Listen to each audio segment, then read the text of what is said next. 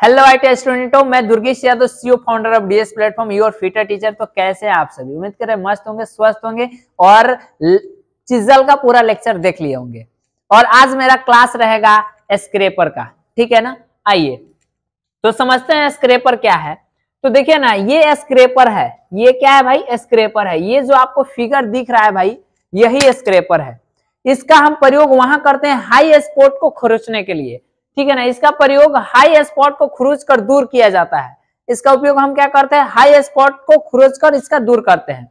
और यह जो होता है ना, यह इसका जो ये एज होता है, कटिंग एज, ये भी एक प्रकार का कटिंग टूल ही है। और इसका कटिंग एज हार्ड एवं टेम्पर्ड रखा जाता है, ठीक है ना, हार्ड एवं टेम्पर्ड। और ये टूल स्टील या एलवाई स्टील का बनाई जाती है। चाहे पुराना जो हमारा फाइल होता है ना, हाई कार्बन स्टील का फाइल बना होता है, ठीक है ना। पुराना जो फाइल होता है वो माने पुरानी ब्लंट फाइल, बेकार फाइल को उसको सही से करके इसको स्क्रैपर को बनाया जाता है, ठीक है ना। सीधे सीधे अब इसके बारे में समझते हैं। क्लियर? जिस टूल के द्वारा हाई स्पॉट को खुरच कर दूर किया जाता है उसे स्क्रैपर कहते हैं। उसे क्या कहते हैं जी? स्क्रैपर कहते हैं। अर्थात यह भी एक प्रकार का क्या है? कटिंग टूल है। क्लियर? ओके। स्क्रैपर प्राय टूल स्टील या एलवाई स्टील या पुरानी ब्लॉन्ड फाइल के बनाए जाते हैं। इसका कटिंग एज हार्ड एवं टेम्पर्ड किया होता है। इतना समझ में आ गया मेरे भाई? ओके, नेक्स्ट देखिए, स्क्रैपिंग को समझते हैं। स्क्रैपिंग क्या है भाई? खुरचने की क्रिया क्या कहलाती है? स्क्रैपिंग कहलाती है। समझते हैं। स्क्रैपिंग से अभिप्राय धातु को छीलना या उसकी ऊपरी परत को तराशना तथा उतारना, जिससे सतह क्या हो? समतल या परिशुद्ध तथा चिकनी दिखने लगे। सामान्यतः स्क्रैपिंग अलाउंस बहुत कम रखा जाता है। जो याद रखना, यहां से सबसे अधिक क्वेश्चन आता है तो स्क्रैपिंग अलाउंस का, ठीक है ना। तो स्क्रैपिंग अलाउंस याद रखना, जो 0.1 mm से लेकर 0.4 mm, 0.1 mm से लेकर 0.4 mm, ठीक है ना। स्क्रैपिंग अलाउंस बाबू याद रखना, फिर एक बार रिपीट कर रहे हैं, ठीक है ना। 0.1 mm से लेकर 0.4 mm तक होता है। स्क्रैपर द्वारा एक पास में 0.005 mm से लेकर 0.007 mm तक धातु की मात्रा खुरची जा सकती है। वन पास मतलब एक बार में खुरचते, एक बार में खुरचते कितना mm धातु खुरची जा सकती है? तो 0.005 mm से लेकर 0.007 mm तक धातु को खुरची जा सकती है। इतना समझ में आ गया मेरे भाई? Okay, clear? इसको नोट डाउन करते चलिएगा फटाफट, फेयर कम में करते चलिएगा। Classification of scraper, classification of scraper. समझिए, साधारणतः स्क्रैपर को 3 श्रेणियों में बांटा गया है, ठीक है ना। 3 श्रेणियों में। क्या जी? चपटी खुरचनी। अब चपटी को 2 एथी में बांट दिया गया, पुश टाइप और पुल टाइप, या इसी को कहते हैं हुक टाइप, हुक स्क्रैपर, ठीक है ना। दूसरा होता है अर्धगोल खुरचनी। दूसरा होता है क्या चीज जी? अर्धगोल खुरचनी, ठीक है ना।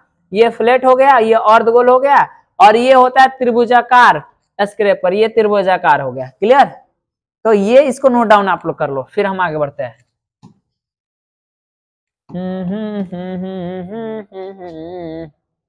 ला ला ला ला ला। अब देखिए, चपटी खुरचनी फ्लैट स्क्रैपर को समझते हैं। इसके बारे में समझिए। इसका जो आप एज देख रहे हो ना, कटिंग एज, ये फ्लैट है, इसीलिए तो ये से फ्लैट समतल स्क्रैपर। इस प्रकार के स्क्रैपर समतल सतह पर प्रयोग किए जाते हैं। इसका कटिंग एज थोड़ा उत्तल बनाया जाता है, थोड़ा सा उत्तल ये बनाया जाता है कटिंग एज। भारतीय मानक संस्थान, यहाँ संस्थान है, ISI के अनुसार इस स्क्रैपर की लंबाई 100 mm से लेकर 200 mm और कटिंग एज की चौड़ाई 20 mm से लेकर 300 mm तक की होती है। इसकी कटिंग एज की चौड़ाई कितनी होती है? 20 mm से लेकर 30 mm तक होती है।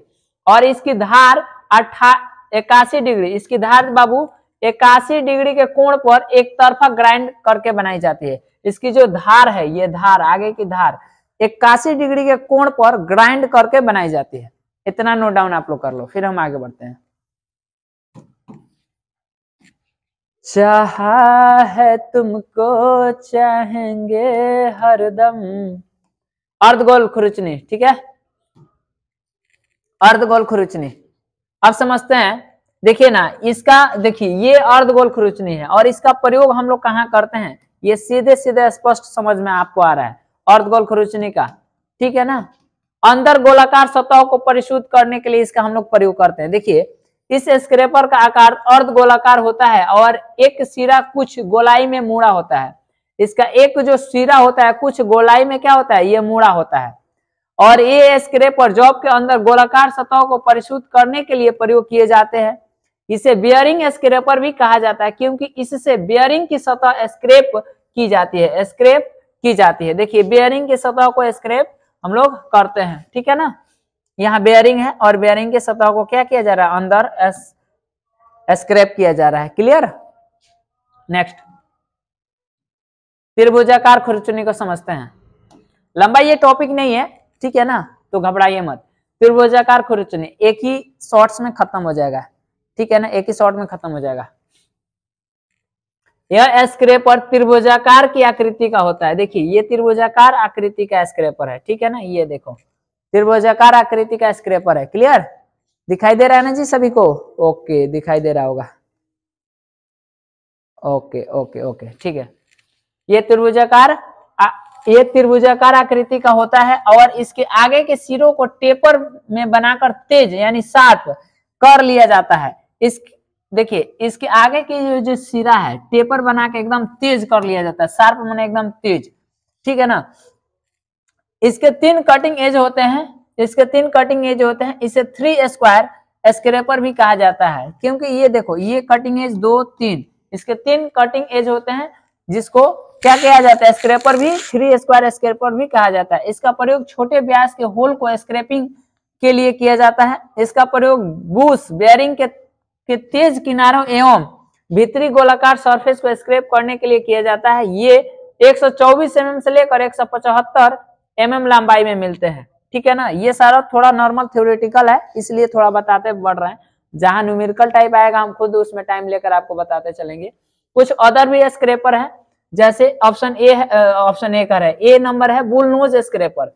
देखिए ना ये बुल नोज स्क्रैपर है, ये आपको फिगर दिखाई दे रहा होगा, तो ये बुल नोज स्क्रैपर है और इसका प्रयोग हम लोग यही करते हैं गोलाकार सतहों को, ठीक है ना, स्क्रैपिंग करने में।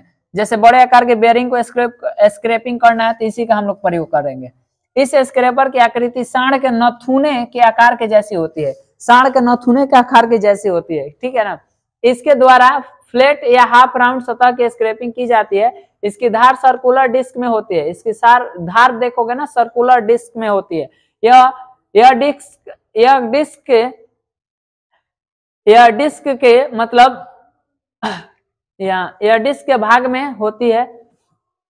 यह बड़े आकार के बेयरिंग को स्क्रैप करने में सहायक होता है, ठीक है ना। यह बड़े आकार के बेयरिंग को स्क्रैप करने में सहायक होता है। क्लियर।